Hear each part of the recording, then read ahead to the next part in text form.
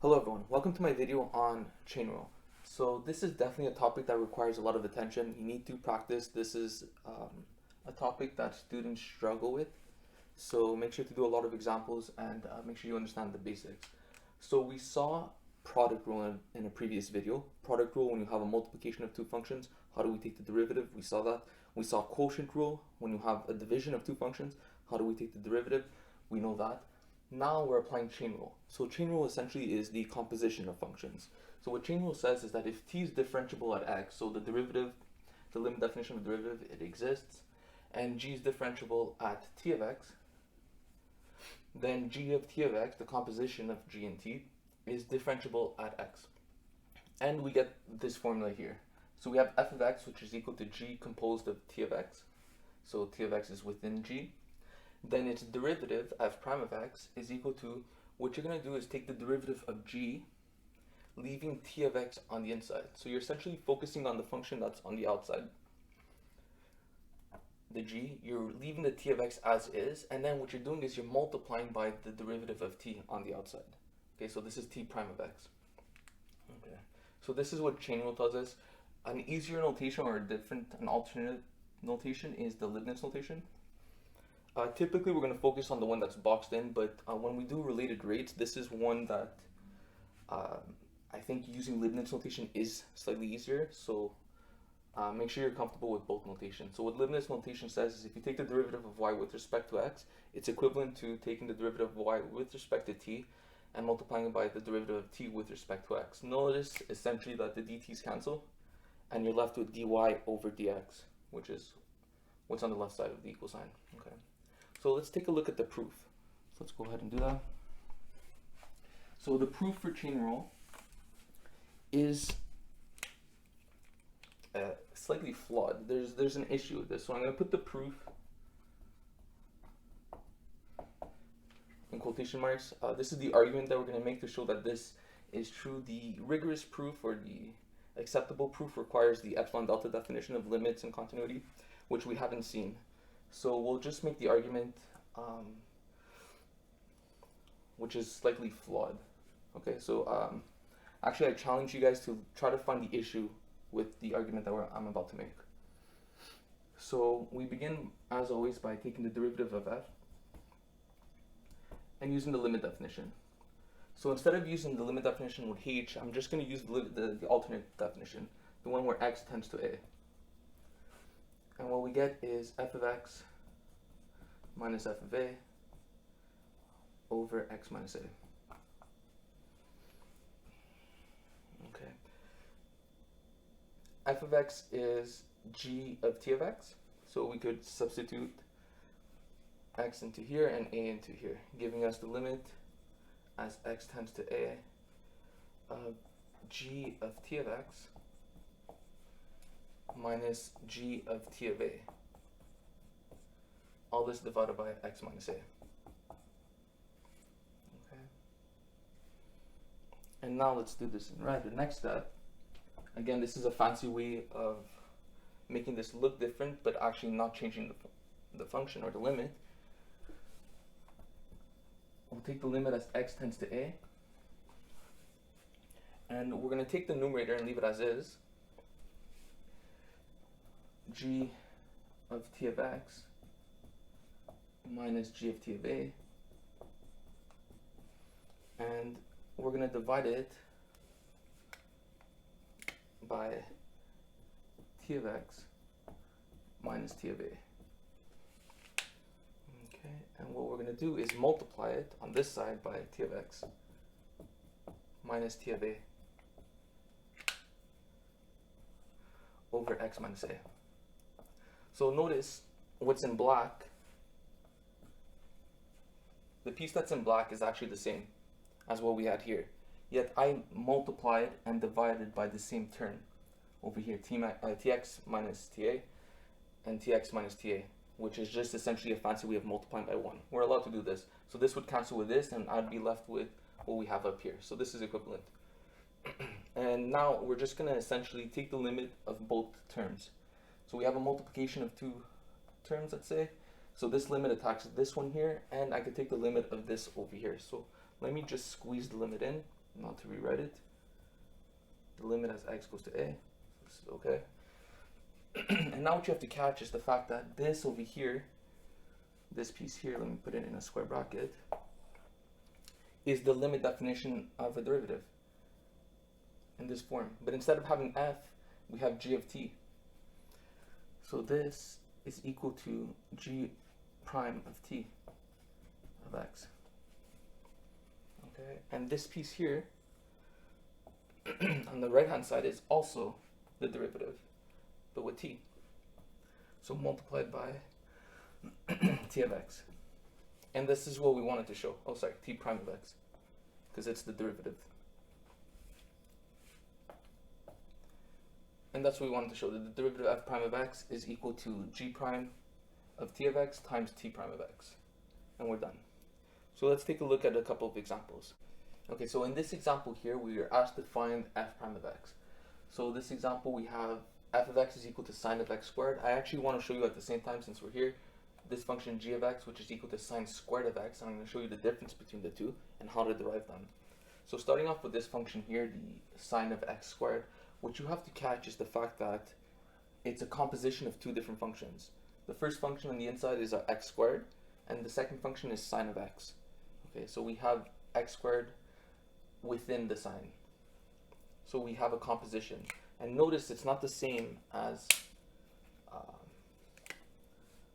sine of x times x squared, right? There's no multiplication here. This will be here, if you have sine of x times x squared, you're using product rule, because there's a multiplication in between the two functions. This is a composition of the two functions, so the x squared is within the sine. Okay, so you have to catch that. That's a common mistake that students make. So the way I do this is we're going to start off with the function, the outermost function. So in this case, the outermost function is sine. Okay. So when I'm taking the derivative, the way I'm thinking of it is the x squared in the inside, I'm kind of ignoring it. So I'm treating it like a giant x. Let's pretend this is an x. Let's do an x in red. What's the derivative of just sine of x? Like pretend it's not x squared, it's just an x. The derivative of sine we saw in a previous video is just cos. So let's go ahead and do that. So we're doing this piece over here. So we know that the derivative of f of x is, sorry, if f of x is g of t of x, composition of the function, then its derivative is g prime of t of x. This is the piece that we're doing right now. We're doing g prime of t of x. So essentially the t of x, the function that's inside, which in our case is the x squared, remains the same. And we're taking the derivative of the outer function, which in this case is sine. So the derivative of sine becomes cos. But instead of writing x in the inside, we're leaving what's within the function. So I'm not going to write x, I'm thinking of it as x, but really we're going to keep the function on the inside as x squared. Okay, that's the first piece here. So this over here, what we did is just g prime of t of x. Okay. The second piece now is saying to take the derivative of what's on the inside. So we're going to multiply by the derivative of what was in the inside. So what's inside the bracket? So now we're going back to the x squared here. And we're asking ourselves, what's the derivative of x squared? Well, we know this. We did power rule already. So we know we have to drop the exponent of the 2. So we're going to multiply by x squared. Let me write it this way, prime. And take one more step, just to show you guys. This is t prime of x. And take one step and actually derive the second piece. So what we get is cos of x squared times the derivative of x squared, which we know is 2x. Okay, so we drop the exponent of the 2, it comes in front, and then we subtract the exponent by 1, giving us 2x. And this is the answer. We could put the 2 in the front, but this is correct. Okay.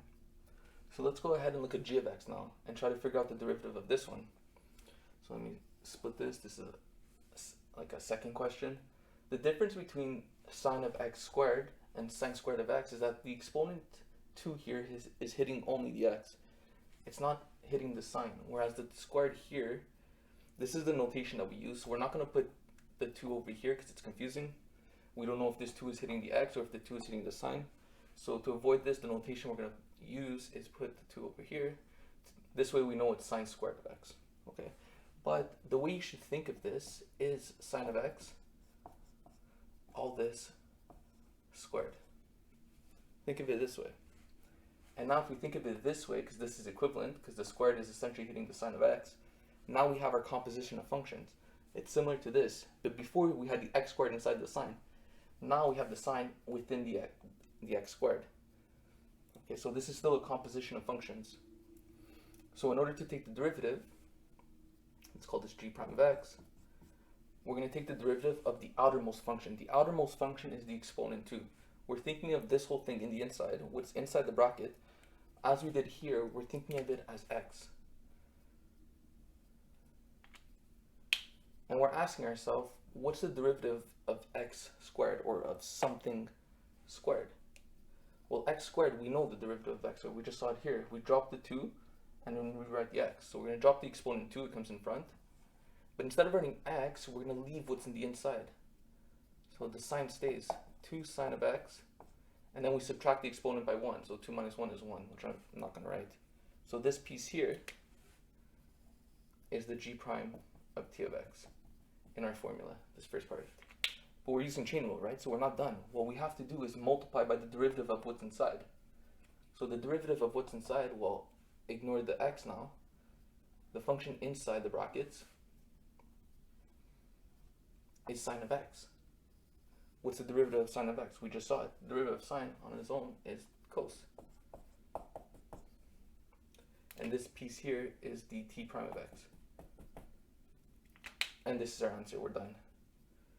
Okay, so these functions are not the same. So just be careful with the placement of the exponent. Okay, so let's keep practicing.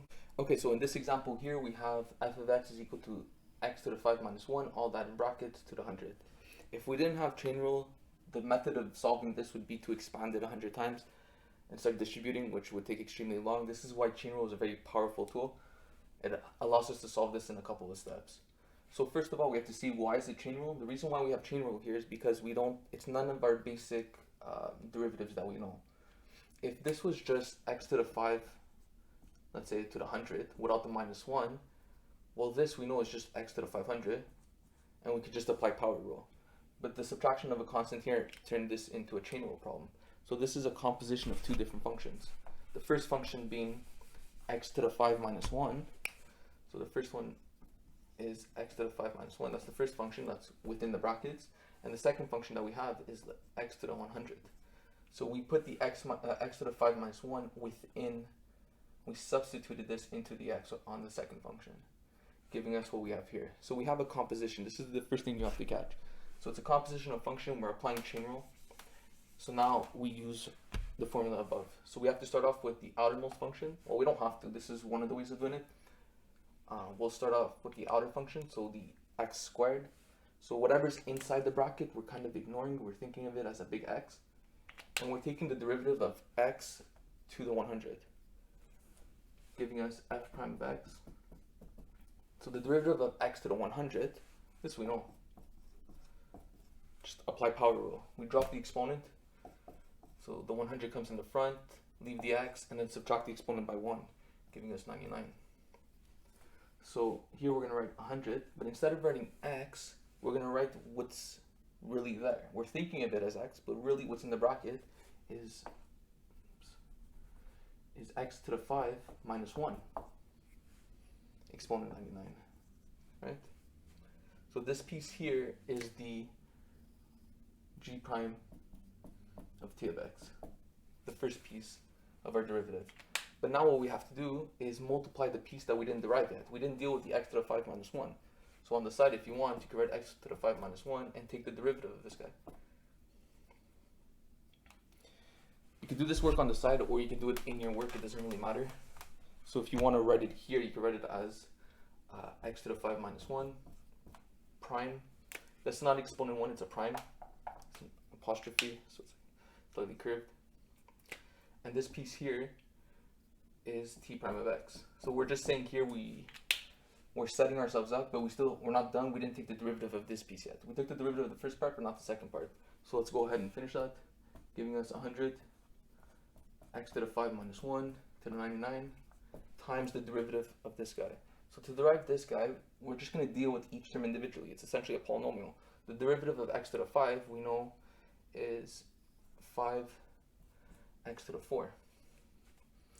And the derivative of negative 1, it's just a constant, so we know the derivative of constant is 0, so I'm not going to write it. And this is our answer. Okay. You could combine the coefficients, giving us 5 times 100, which is 500. I'll bring the x in the front, so 500x to the 4, x to the 5 minus 1 to the 99. This would be the correct answer. Well, this is the right derivative, but this is the simplified answer. So express your answer this way. Okay, good. Let's keep practicing. So in this example here, we have f of x is equal to e to the 2x. It might not look like chain rule, but it is. It's a composition of functions. Why? Because it differs from our actual basic function. We know the derivative. If f of x is just e to the x, we know the derivative of e to the x. But the fact that there's a constant in front of the x, now there's a 2, that changes it. This causes it to be a chain rule problem. Okay, so you have to catch the difference between our basic functions that we know the derivative of and when they alter it. So if the 2 was in the front,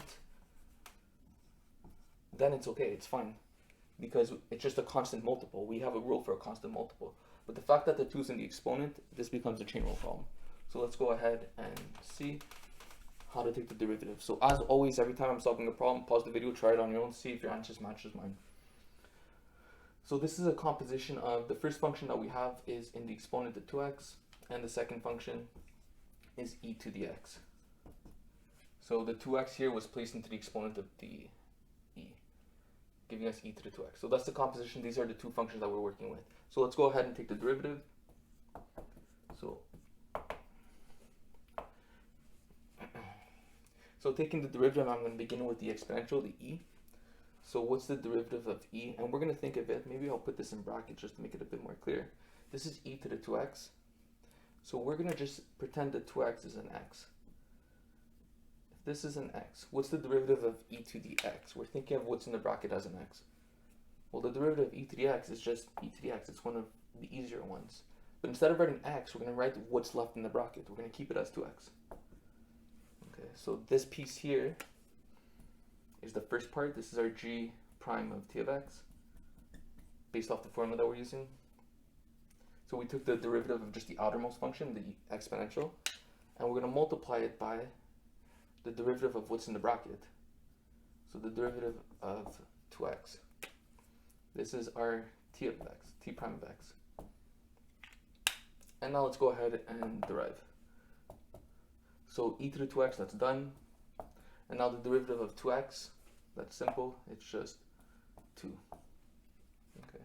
So you're applying power rule. Remember, 2x, you ignored the 2. It's a constant multiple, so we could just leave it in the front. And the derivative of x, well, you can think of it as x to the 1. Drop the 1, so 1 times 2 is 2. And then subtract the 1 by 1, giving us x to the 0. X to the 0 is just 1. So 1 times 2 is just 2. That's how we get this. And we could just put the 2 in the front. And this is our final answer. Okay, so in this example here, we have f of x is equal to ln of x squared x squared plus 4x. Let's go ahead and do this. So the derivative f prime of x is equal to, we're going to start off with the outermost function, which in this case is ln. So the derivative of ln, I have this memorized. Its derivative, let's write it this way, prime is 1 over x. Or think of it as 1 over whatever's in the bracket. So we're treating whatever's in the bracket as a giant x. So the derivative of ln is 1 divided by x, but x in this case is whatever's in the bracket, giving us x squared plus 4x. Okay. Multiplied by, so this is the first piece. This is the derivative of the outermost function, g prime, leaving the inner function within. And now we're taking the derivative of the innermost function. So the derivative of x squared plus 4x. I'm just going to write the prime notation. We still haven't taken the derivative yet. This is our t prime of x. And now we're ready to go. So we have 1 over x squared plus 4x. That's done. And now we're going to take the derivative of this piece here, giving us 2x plus 4. simplifying this, so this is the final answer, but we could simplify. On the numerator, we could factor out a 2, leaving us with x plus 2. On the bottom, we could factor out an x, leaving us with x plus 4. And this is our final answer.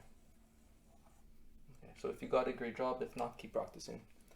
Okay, so you might be finding the questions up until now fairly simple, easy, not too bad. What's the big issue with chain rule?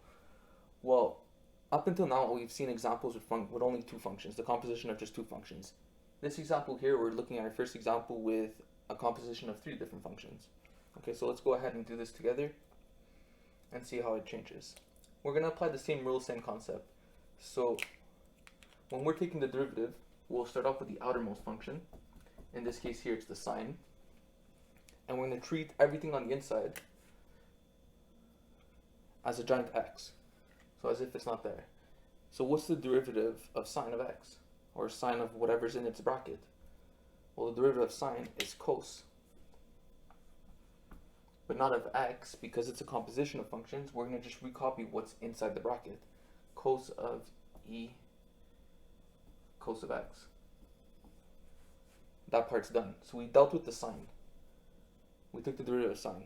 Next, we go inside. Within here, so inside the bracket, now the next thing to deal with is the exponential, the e. So we have e to the cos of x. But we're going to treat the cos of x as a giant X and ask ourselves, what's the derivative of e to the x? Or e to whatever's in the exponent? It stays the same. It's e to the x, or e to the whatever's in the exponent. So we're multiplying by e times cos of x. Okay. So we dealt with the sine. The next function we dealt with was the e to the x. This is done. The last function that we have to deal with now is the cos. How do we deal with cos? So we're going to multiply. Notice that at each step, at each stage that I'm working with a different function, there's a multiplication in between. So the next function that we're working with is the cos. What's the derivative of cos? That's just negative sine of x. And this is the answer. If you want, you could put the negative in the front. And this would be the derivative. Okay, so in this example over here, we're given f of x is equal to the square root of x minus cos, all that in brackets, 4 to the x. So pause the video, try this on your own, see if you get the same answer as me. The first thing that I would do before starting is set myself up. Whenever I have a square root, my first instinct is to rewrite it as x minus cos 4 to the x, all this to the 1/2. Okay, so we could rewrite square roots as exponent 1/2. That's how I would start. And with this, now I know how to take the derivative. So f prime of x, the first thing I'm going to do is work with the exponent. So I'm thinking of everything on the inside as an x, and I'm dealing with just x to the 1/2. I'm thinking of it as x, but it's not really x. I know it's everything that's in the square bracket. So how do I deal with this? Well, this is just power rule. We're going to drop the 1/2. Instead of writing x, I'm going to recopy what's in the bracket. X minus cos of 4 to the x. And then we're going to subtract the exponent by 1. So 1/2 minus 1 is negative 1/2. Okay, so the outermost function, the exponent that we did, is done. Now we go inside. Let's take the derivative, so I'm going to multiply because that's done. And we're going to take the derivative of the inside.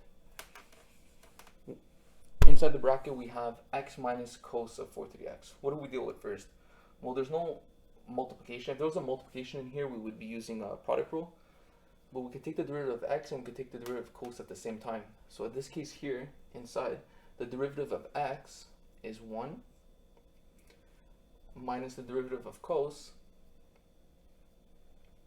is negative sine. So because there's a minus here, it's going to become plus sine, and then we're going to recopy what's inside here, 4 to the x. Okay. So the x is done, but notice that inside just the cos, not the x, there's a 4 to the x. So we're not done. We can't close the bracket here. We have to multiply the sine by the derivative of what's inside. In this case, just the 4 to the x. So this piece here times the derivative of what's inside the bracket, what we get is 4 to the x times ln of 4. This is the rule a to the x, the derivative is a to the x times ln of a. Okay. So notice that this is not on the outside because the 4 to the x is composed with the cos. Okay, so you don't multiply on the outside, you have to multiply specifically the derivative of cos, which ended up being sine. Okay, and this is the final answer. We just have to simplify a bit. So this is the correct derivative, but the simplification is, what do we get? We have 1 plus ln of 4 times 4 to the x times sine of 4x. This is on the top. We're going to drop this piece here. And there's a negative 1/2, so it's in the square root. So we have the 2 from the front. Then we have square root of x minus cos of 4x. Okay. And now you can see why chain rule gets a bit more difficult. Okay, so let's keep practicing. Okay, so in our final example over here, we have f of x is equal to, in square brackets, 2x plus, open another set of brackets, 3x plus e to the x to the 4. All that, close brackets to the 3. And then contained in the square bracket, exponent 5. Okay, so this is a 4-step problem. Try this on your own, see if you get the same answer as me. Let's go ahead and do it. So the first thing that I'm starting with is the exponent 5, the outer exponent. Okay, so we're focusing on everything in the square bracket is inside, is the base of the exponent 5. Let's say this is like all in x to the 5. And we know that the derivative of x to the 5, we can use power rule. So f prime of x is 5. I'm going to just recopy everything that's here. So I'm dropping the exponent 5, recopying what's on the inside.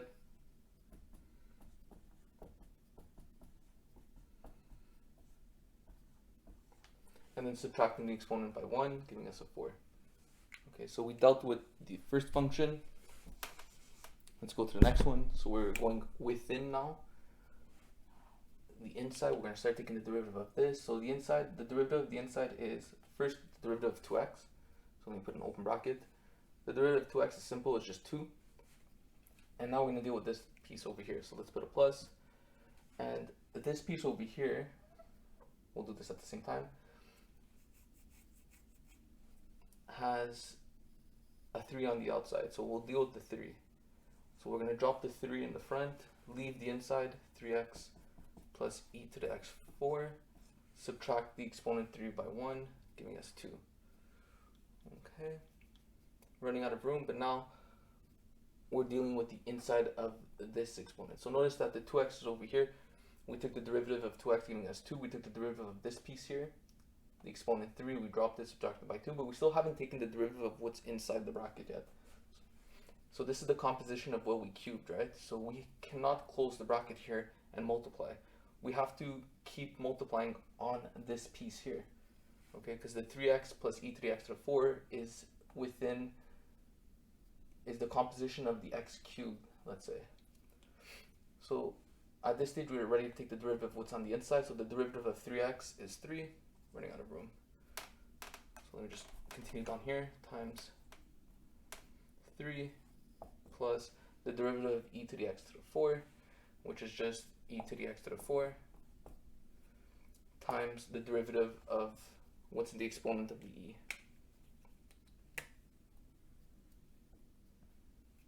Which is the x4. So we're going to multiply by 4x cubed.